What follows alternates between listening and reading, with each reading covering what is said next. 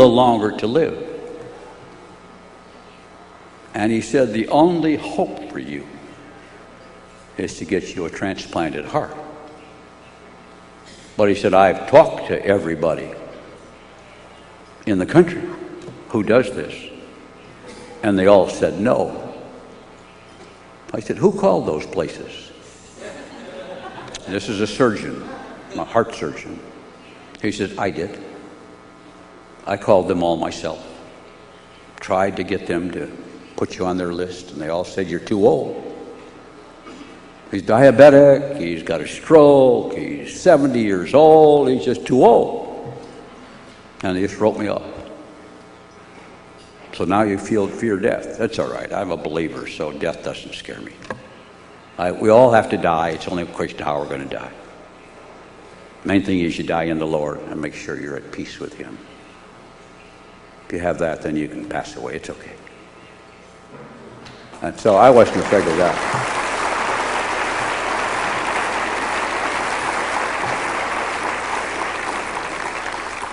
But I said, I got a bunch of grandchildren, and I'd like to see them grow up a little bit farther. Just a little farther. And he said to me, you know, he said, I have one doctor in England that I've talked to. I sent him all your medical records and asked him if he would consider you as a patient for a transplant. And his answer was, I have to see him. Well, he says, you got all the records, and no, he said, I have to talk to him. My son Dick flew over there. He was over there for another reason. He went to see him. He says, he's a really good guy, you know. You know, this is a good guy for a heart. You ought to help me. He said, I'll have to talk to him. I know now why. But in any case, he said he'd see us. So Helen and I, my dear wife, we packed up. We got a suite in the hotel. We were moving to London, and we're going to get a heart. I have no idea why we had that faith. We believed that so totally. We arranged the rooms, we arranged everything, and we're moving in. We did move in, even before we went to see him. Belief, folks. You have to believe in what we and you are all about. Believe it. And when we went to see him, I think Doug was with us. He talked to me. He told my son Dick it'll take 4 days to evaluate him. I didn't know that. So I figured we'd go in and get this job done. So I went in and started chatting with him, and he checked me out and put his stethoscope on. He listened to my heart a little bit, and he really knew all that. He knew I had a lot of pressure problems in my heart. I had to have a strong right heart. I had to have a special heart, an AB positive heart, which are only 10% of the hearts anyway. And he knew all that. And after a couple hours, he said to me, why do you want to live? I said, well, I got all these grandchildren, you know, it'd be really fun to be around if I can, and I got, you know, I want to be with them, and I want to encourage them in life, and I got other people that I can encourage in life too, you know. And he said, okay, I'll see if I get you a heart. Just like that. I've asked him many times why he said yes. And he shakes his head and says, you know, I don't really know. I said, didn't you realize the problems you would have giving a heart to a rich American? Because everybody in England is first. I'm the last man on the last list. And you knew you'd take a lot of guff for giving a heart to me? He said, I knew that. But he said, I don't know, I just felt I ought to. Well, I know why, you see. The Lord talked to him. And they said, this is something you should do. And he just did it. And he, to this day, says, I still don't understand how I did that so quick. Well, I do. Well, in any case, 5 months later, they called and said, hey, we have a heart for you today. Well, in the meantime, we learned that I had my lungs were affected, therefore I had a strong pressure in my right heart because the left side of my heart was dead. The right side of my heart was doing all the work, so I needed a special heart, not just a heart. Not just AB heart. I had to have a special, raw, strong right side. And then I want you to see how the Lord works in details. Inside that hospital is a woman who has bad lungs. She's AB positive.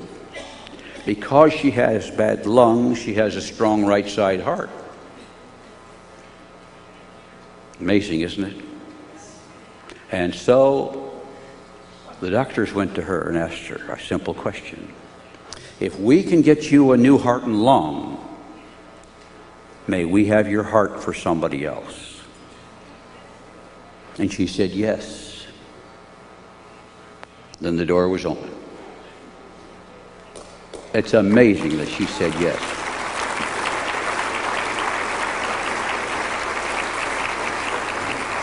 What caused her to say yes? That same little voice that put her in that hospital at that point in time, and my doctor who was working, that was at my house yesterday visiting, and she said, I just saw her, and I said, you know, if we can get her this, we can do that, and it'll do that. They call it a domino. One in one operating room, one the next operating, you boom, boom, boom, you move these organs just like that. And so it was, they found a heart and lung for her on June 2, 1997, 7.5 years ago. And they gave her a new heart and lung, and I received her heart. It was out of body, only 20 minutes. Absolute best kind of transplant you can get. And that heart's been running perfectly for 7.5 years. Understand the odds. AB positive, a rare blood type, needing a strong right side heart. In addition, if they had given that heart I have in me in anybody else, it would have blown out their lungs. Their lungs couldn't have handled it. If I had had a regular heart, it would not have had the power to press into my lungs and would have failed. The perfect heart, perfect timing. God's timing is perfect. In God's hand.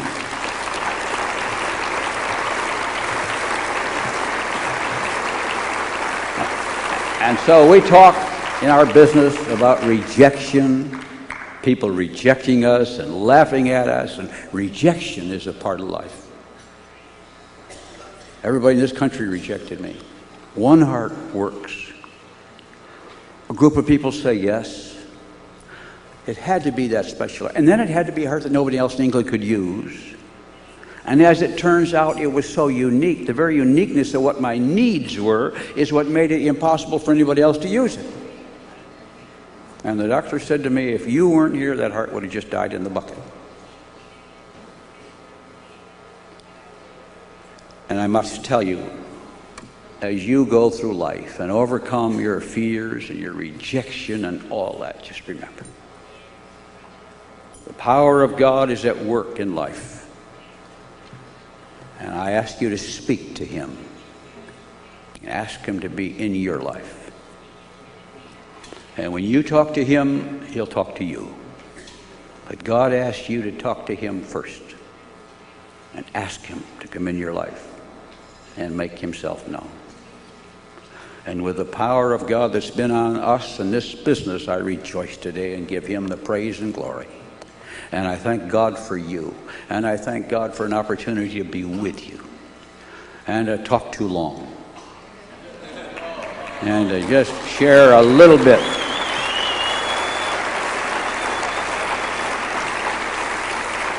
of what's on my heart.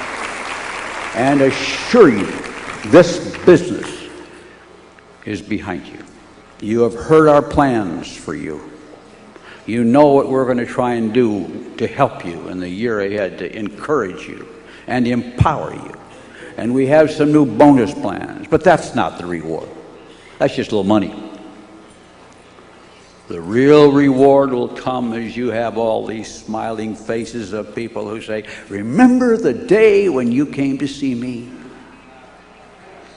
And I argued with you and you encouraged me, and now look what's happened, and I want to thank you and I love you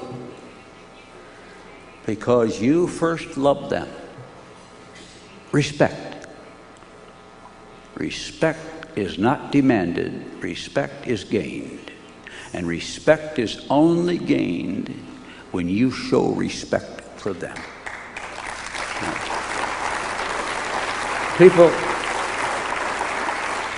all over the world seek respect. But respect is earned by sharing your respect. So as you go into the world and into South and Central America, show your love and respect for everybody. And when they see that you respect them, they'll respect you, and they'll listen to your words and your message, and they'll come out and they'll begin to move ahead in life, and your countries will prosper, and you will prosper, and this whole part of the world will change because of the Amway business in Central and South America. And you know, even the people who quit this business come back to me and say, because I was in that business, I changed my attitude, I changed my job, I'm doing better than I ever did before. I've been lifted up. And even those people are farther ahead. And so you begin to touch millions of people through these great spaces. Those who come in and those who don't. You touch them all, one way or the other. And even if they drop out on you, keep loving them. Keep loving them. Whether they never get back in the business, that's okay. Keep loving them. They need it desperately. As I need your love and as I give my love to you. Thank you, everybody.